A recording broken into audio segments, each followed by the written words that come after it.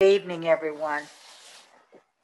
This special call session of the Board of Trustees of the Spring Independent School District is officially called to order on Monday, September 27th, 2021.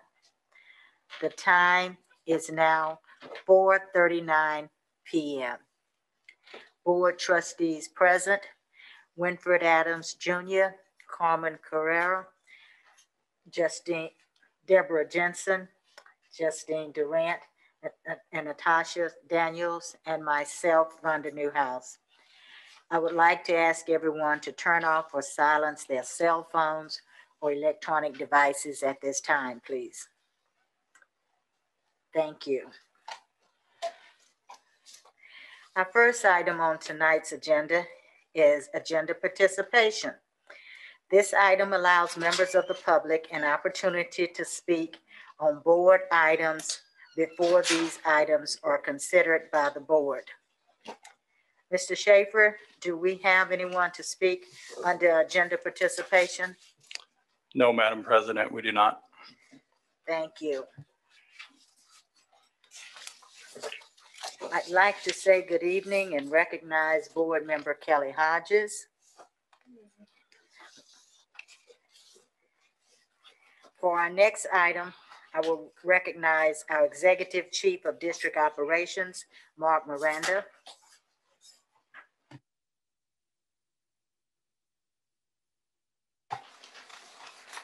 Hi, President Newhouse, Dr. Watson, members of the board. We are going to move to our first agenda item, which is the resolution regarding bus driver recruitment and retention. And we're going to piggyback with Dr. Hill and Ms. Westbrooks to talk a little bit more about that. Dr. Hill. Thank you, Chief Miranda. Madam President, trustees, Dr. Watson, we've come before you tonight with a resolution which embodies recommendations that the administration is making in regards to a bus driver compensation package, also a referral program and retention package, all geared toward increasing and retaining our current bus drivers and gathering new. As we all know, there's a national shortage of bus drivers. And at the same time, we've also heard that there's a shortage of bus drivers at our state level. And we have also been impacted here at the local level. There are various reasons for that shortage. One of those would be our COVID concerns around driving buses with students who do not have the vaccine available to them because of their ages. And also competition that we're getting from Amazon, Walmart, and others, where all drivers are doing is carrying freight and not carrying students. Currently here in Spring ISD, we have approximately 60 bus driver vacancies. So in order to attract new drivers and to retain the current drivers that we have now, we are proposing to, one, raise the starting salary for our new drivers that would come on, to increase the salaries of our current bus drivers and attendants, to provide a referral incentive, and to also provide a one-time incentive, retention incentive. Ms. Westbrooks is going to take us through, if there are no questions, through some details around the dollars surrounding the particular four-prong recommendation. Thank you, Dr. Hill. This, of course, is an expenditure that's unbudgeted and unplanned, yet very necessary to minimize the continued impact to student learning. And so the estimated cost for the increase in the salaries, which would be an increase of 9.07% to the starting bus driver pay, as well as a 9.07% increase for all bus drivers and all bus attendants. And the total cost, including the increased cost to benefits, as well as an increased cost to overtime, because as we increase these rates, as our drivers incur overtime, that rate would go up as well.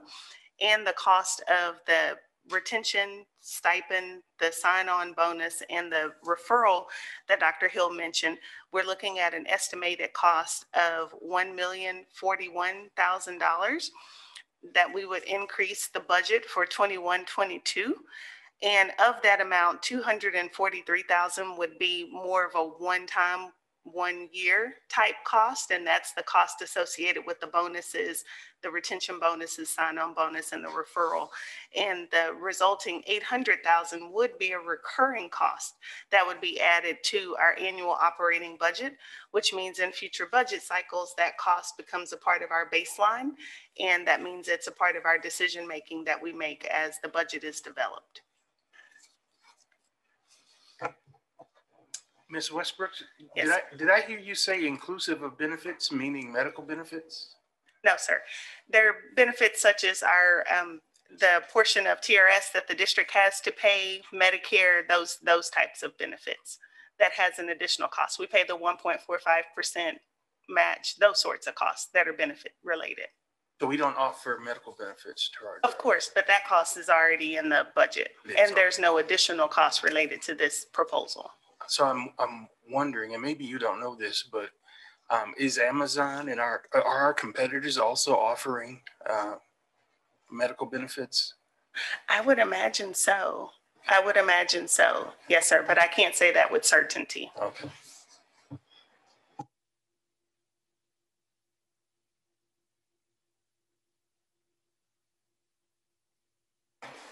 Are there any questions related to the proposal or to the cost analysis? I guess like this all looks really good to me. I guess what I'm wondering is when we did the district-wide pay increase, we contracted with someone to do an analysis of our competitors, of the surrounding districts and what they were paying teachers. And so I don't want to get into a back and forth game with other districts or with Amazon where we keep one-upping each other with pay for our bus drivers. And so I guess, I don't know if that's really a question, but you know, I'm hopeful that that's something that we're considering as we do this. Yes, we had that conversation as well. We said, well, you know, just like we've done during our normal budget process, districts wait and see what we did. And if they start seeing their people leave, then they'll come back and say, I'm going to give an extra dollar as well. I think the team, when they went back and actually came back with the recommendation for me to approve to bring forward to you all, they took that into consideration. And that's why they didn't go at the low end of the next level up. They went up to $19, which for some districts, that's still going to be another dollar or $1.50, almost $2 for other districts that may not do that. In addition to that, we wanted to make sure that our package was more than just going up a couple of dollars. That's why you see different levels of retention, recruitment incentives, and things of that nature to really have a more rounded pitch to the applicants, saying that not only are we giving you this amount of money, which is high in Region 4, but we also are offering you this, this, and this. We are taking some other feedback that I've gotten from some of you all regarding looking at ways that we can increase childcare possibly, and some other non-monetary things that differentiates us from others as well. Excellent. You have. Okay, so you actually just answered one of my questions around childcare and other incentives, because what I don't, to Trustee Adams' point, I want to come up with a package that we feel is deserving and meets their needs, so that we aren't caught in a back and forth with competing against the other districts. But I pressed the button because you said there was a cost analysis. I don't have an analysis. Do we just have the resolution? My apologies. I was referring to just the numbers that I shared, the Okay. cost that I shared. Okay, Yes, all ma'am. right. So I thought I was missing a piece of paper or something. But I would like to see where we stack against other districts. I know we had gotten that information during the budget process. If we could get an updated copy of that, that would be helpful. And because I don't think this is where we need to stop with it. I think it's the right thing to do right now. But I think it's a broader issue that we need to strategically and proactively identify how we can continue to not just attract our bus drivers, but also to retain the ones we have. I would just add, like with my mind always sort of looking towards the broader picture. in this country, in our society, we've been engaged to a race to the bottom in terms of worker compensation for decades now. And this is going to sting, I think, in the short term in terms of our budget.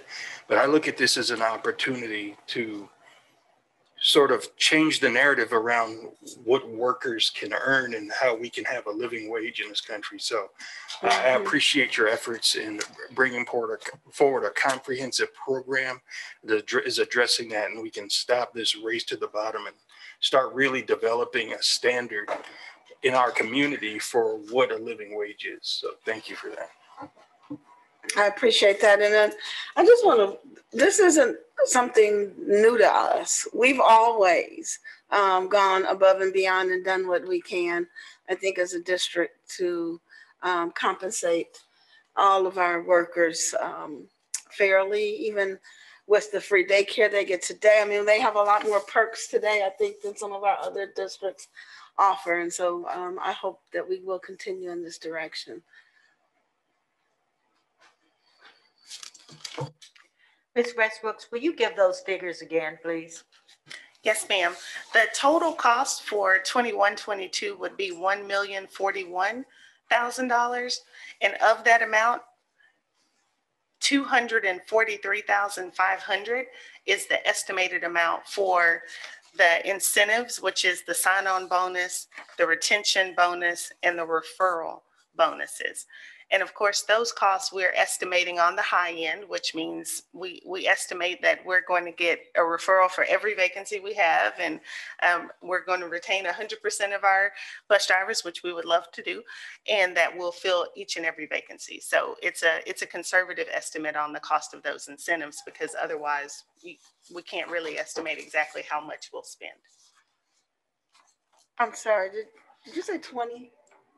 Ma'am? The estimate for the incentives? 243,000. 243. Thank you. Yes, ma'am. And that's with the sign-on bonus at 1,500, and then the retention at 500, and the referral at 500. Mm-hmm.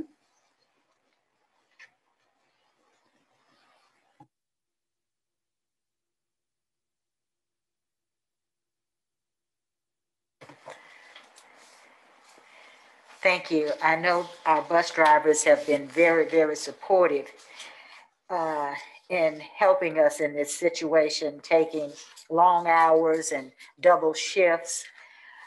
So I think this really will let them know that we appreciate them and what they're doing. And we're involving them as a family to help us with this situation with support. The referrals, they can now go out and recruit friends and others and share with them their success and things that are going on in our district.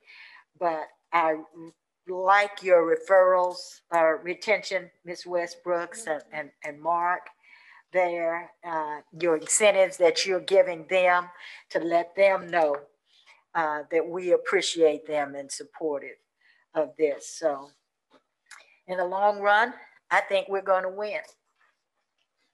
In the long run, we are going to win. So, thank you. Anyone else? Okay. Hearing no other comments, I will like to make ask, do we have a motion?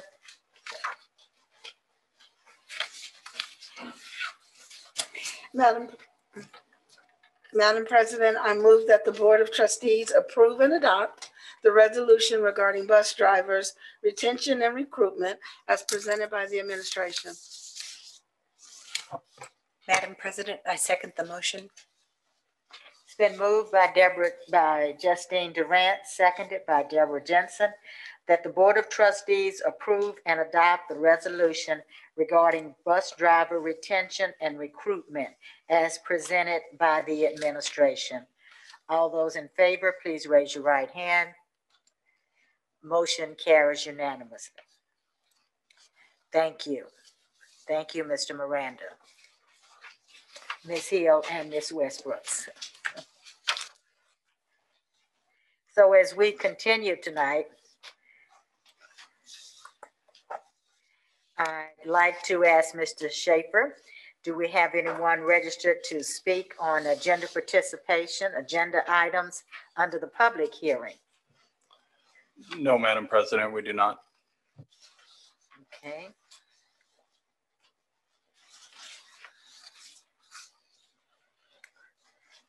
Hearing no other motions or comments, the Board of Trustees will now recess this open session and convene in a closed meeting in accordance with Texas Open Meeting Act, Section 551.071 and 551.074. No voting will take place in the closed meeting. Any action the board wishes to take as a result of discussions in the closed meeting will take place after the board reconvenes in open session. The time is now 4:54 p.m.